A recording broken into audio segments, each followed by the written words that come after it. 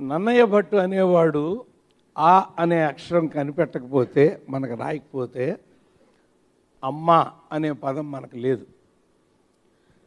పరుచూరి వెంకటేశ్వరరావు శ్రీ అని ఈ కథకి శ్రీకారం చుట్టూ ఉండకపోతే ఇవాళ మనందరికీ ఈ ఆనందం లేదు. 2004లో రాశాడండి ఆయన ఈ కథ. 2004లో మేము రిజిస్టర్ చేసుకున్నాం. నేను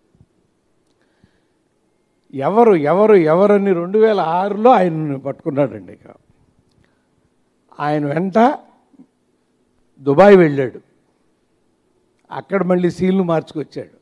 ఆయన వెంట బ్యాంకాక్ వెళ్ళాడు, నాకు మర్చిపోలేను సార్ నేను అవన్నీ, మార్చుకొచ్చాడు. ఆయన ఇందాక దొంగ, అడవి దొంగ, కొండవీటి దొంగ సూపర్ హిట్లు సినిమాలు. కానీ ఆయన అంటూ ఉండేవాడు నాతో, రే చిరంజీవి గారు ఏంట్రా ఈ పాత్రలు ఏంటి, ఆయన కలకాలం నిలిచిపోయే పాత్రని మనం సృష్టించలేమా అని అంటూ ఉండేవాడండి. అది ఆ పాత్ర. ఆయనకు అద్భుతంగా నచ్చేసింది ఆ కథ. కానీ బడ్జెట్, ఆ బడ్జెట్ పెట్టే వాళ్ళ కోసమే 14 ఏళ్ళు ఆగిందండి. రూపాయిని పైసలాగా ఖర్చు పెట్టాడు మహానుభావుడు రామ్ చరణ్. 1 రూపాయి 1 పైసలా ఖర్చు పెట్టాడు. అందుకే ఇవాళ ఇంత గర్వంగా మనందరం కూర్చోగలిగామండి ఈ సినిమాకి. మేము ముందు 60 కోట్లు 70 కోట్లు అవుతుంది అనుకున్నాం. ఇది అసలు భయం వేసిపోతుంది, ఎక్కడికి వెళ్ళిపోతుంది ఇది అనేటువంటి. అలా ఈ కథ ఏంటి మనం ఆయన ఆశయం మొన్న రాజమౌళి గారు చెప్పాడు, మీరు వినుంటారు. చిరంజీవి గారి ఆశయం, వెంకటేశ్వరరావు ఆశయం భారతదేశంలో 1857లో ఝాన్సీ రాణి పోరాటమే ఉంది తప్ప అంతకు ముందు స్వరాజ్యం కోసం పోరాడిన ఒక యోధుడు ఉన్నాడు అనే నిజం. అంటే నాకు స్వతంత్రం కావాలి, మీరు నా దేశాన్ని వదిలిపెట్టి వెళ్ళిపోండి అని మొదట పలికిన గొంతు తెలుగువాడిది అనే నిజం ప్రపంచానికి చెప్పాలన్న మా తపన, ఆయన తపన. మధ్యలో ఆయన రాజకీయాల్లోకి వెళ్ళినప్పుడు వెంకటేశ్వరరావు బాధ చూసి పోనీ రామ్ చరణ్తో చేసేస్తారని అడిగారు మీరు. అది కూడా నేను మర్చిపోలేదు. వద్దండి, మీరే కావాలి. పవన్ కళ్యాణ్ ఫోన్ చేశాడండి, ఏంటి అన్నయ్య అంత ఇదిగా చెప్తున్నాడు, దాని గురించి ఒకసారి నాకు కథ చెప్పండి అని. అంటే ఆ కథ అంత గొప్పదండి. ఇవాళ కూడా మెసేజ్ పెట్టాను నేను. మనం ఇప్పుడు పీలుస్తున్న స్వేచ్ఛా వాయువులు మనకు అందినాయి అంటే ఆ వాయువు ఒకడు వదిలేశాడు, అక్కడ ఊపిరి ఆగిపోయింది, ఉరికంబానికి అప్పచెప్పాడు ఆయన ఊపిరిని. అంత మహానుభావుడి చరిత్రని మనం గ్రంథస్థం చేయటం కాదు, తెర మీదకి తీసుకురావాలి. ఇది నాది కూడా కాదు, మన్నయ్య. ఆ తర్వాత ఆయన తమ్ముడుగా లక్ష్మణులాగా నేను ఆయన వెనకాల వచ్చాను.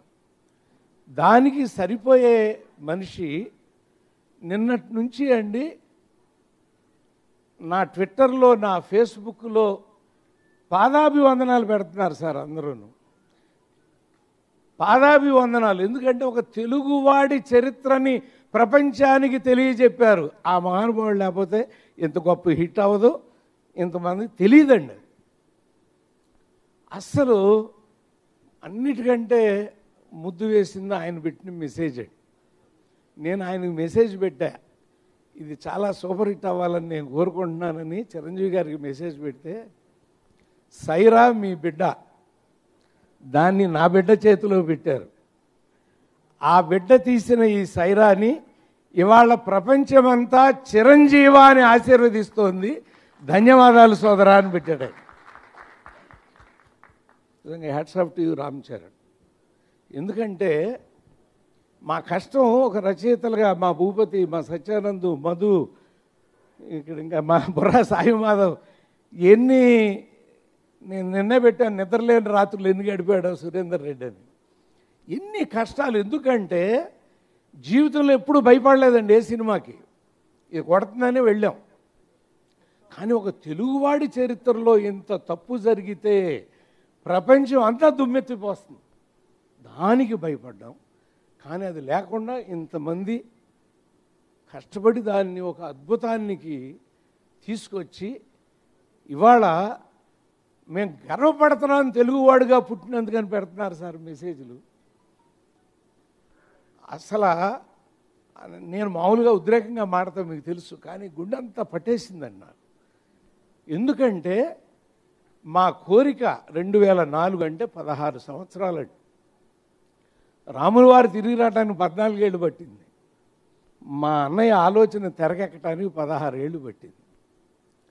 కాబట్టి అలాంటి ఆలోచనలో ఒక అద్భుతమైన వాళ్ళు ఒక మన ఫ్యాన్ ఒకటి పెట్టాడండి. మేము చాలా భయపడ్డాం గురువు గారు, కాస్ట్యూమ్ వేశారు ఈయన, కొన్ని కాస్ట్యూమ్ సినిమాలు బాగా ఆడలేదు అని. ఎవరు ఆ కాస్ట్యూములు తయారు చేసింది ఎవరు? పాప. ఇంకెందుకు భయపడాలి? అద్భుతం. అసలు భలేగా ఉన్నాడండి, ఎంత అందంగా ఉన్నాడండి మా బాసు అంట. సో ఆ అద్భుతాన్ని సృష్టించి అమెరికా నుంచి ఫోన్లండి. నిన్న ఆస్ట్రేలియా నుంచి వాళ్ళు ఎవరో ఫోన్ చేసి సార్ స్పీకర్ పెడతాం వినండి అని ఆడవాళ్ళు అరుస్తున్నారు సార్. జై చిరంజీవి అంట ఆడవాళ్ళు అరుస్తున్నారు సార్. యూకే నుంచి, యుఎస్ నుంచి, ఎక్కడి నుంచి. అసలు వాట్ ఈస్ దిస్ అంటే ఎంత చరిత్రని ఈ చిత్రం సృష్టించబోతోందో అర్థమైపోయింది. సినిమాలో లేని డైలాగ్ ఒకటి చెప్తా, ఎందుకంటే చిరంజీవి గారి కనెక్ట్ చేసి చెప్పాలి కాబట్టి. ఆ డైలాగు ఎవరి ముందు మాట్లాడుతున్నావు, ఎంత వాళ్ళ ముందు మాట్లాడుతున్నావు, ఎక్కడ నిలబడి మాట్లాడుతున్నావురా నువ్వు అని ఒక తెల్లదొర అంటే ఆయన డైలాగు, ఎంత నువ్వు, ఎవరు నువ్వు, ఎక్కడి నువ్వు, ఇక్కడ నేను నరసింహారెడ్డి. ఇది మీకు కనెక్ట్ చేస్తున్నప్పుడు ఎవరు నువ్వు, ఎంత నువ్వు, ఎక్కడి నువ్వు, ఇక్కడ నేను మెగాస్టార్ చిరంజీవి. అంతే. అది లేకపోతే ఆ బలం ఎంత ఎంత అందం, ఎంత అద్భుతం. చాలా అందంగా, అంత అందంగా తీసిన మా రత్నవేలు ఆయన అందగాడే అసలు, కానీ ఇంకా అందంగా తీయటం. నెక్స్ట్ మేము రుణపడి ఉంది ఎవరికంటేనండి, జగపతి బాబు గారు, సుదీప్ గారు, విజయ్ సేతుపతి గారు, రవికృష్ణ గారు భోజ్పురి నుంచి, అమితాబ్ బచ్చన్ గారు. వాళ్ళు మా పాత్ర ఎంత అని ఒక్కళ్ళు అడగలేదండి. ఆ పాత్రకి వీళ్ళు సరిపోతారని మనం భావించి, దర్శకుడు భావించి అడిగితే రామ్ చరణ్ వాళ్ళు ఏమిటి వాళ్ళ దగ్గరికి వెళ్ళి వాళ్ళని తీసుకొచ్చాడు. మీకు రుణపడి ఉన్నాం సార్ మేము. ఎందుకంటే పాత రోజుల్లో రామారావు, నాగేశ్వరరావు, కృష్ణ గారు, శోభన్ బాబు గారు ఇలా చిన్న చిన్న పాత్రలు కూడా వేసి ఒక అందాన్ని తెచ్చేవారు. ఇవాళ ఎంత పాత్రని కాదు, ఆ పాత్ర యొక్క విలువను తెలుసుకుని నటించిన మహానుభావులు వీళ్ళందరూ. మీ అందరికీ రుణపడి ఉన్నామండి. అలాగే అనుష్క ఓ బాహుబలిని లాక్కెళ్ళిన అమ్మాయి. ఆ అమ్మాయి మన దాంట్లో ఓపెనింగ్లో ఎండింగ్లో ఆ కథ చెప్పడానికి వచ్చేసింది. అలాగే తమన్నా, నయన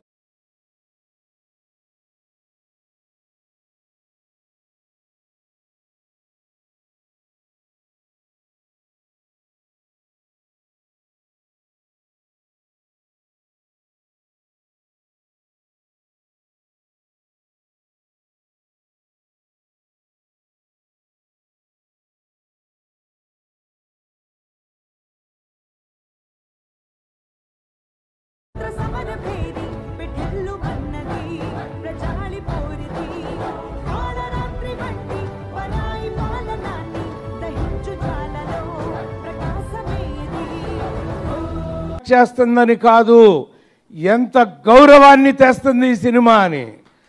ఆకాశాన్ని మించిన గౌరవాన్ని తెచ్చేసింది అప్పుడే.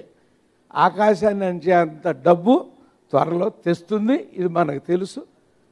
అందరికీ మరొకసారి ధన్యవాదాలు తెలియజేస్తూ ఎంటైర్ టీం ప్రతి ఒక్కళ్ళకి నేను సైతం ప్రపంచాగ్నికి సమిధనొక్కటి ఆహుతిచ్చాను అని ఇక్కడ ఉన్నటువంటి ప్రతి వాళ్ళు ఈ యజ్ఞంలో ఒక సమిధలాగా తయారై ఒక అద్భుతమైనటువంటి సైరా నరసింహారెడ్డిని ప్రపంచానికి అందించినందుకు అందరికీ తల వంచి నమస్కరిస్తున్నాను. Thank you so much sir. ఏంటండి వీడియో నచ్చిందా? అయితే ఓ లైక్ వేసుకోండి, లేదంటే ఓ కామెంట్ చేయండి. ఎప్పటికప్పుడు మా వీడియోస్ చూడాలంటే సబ్స్క్రైబ్ చేసుకోండి.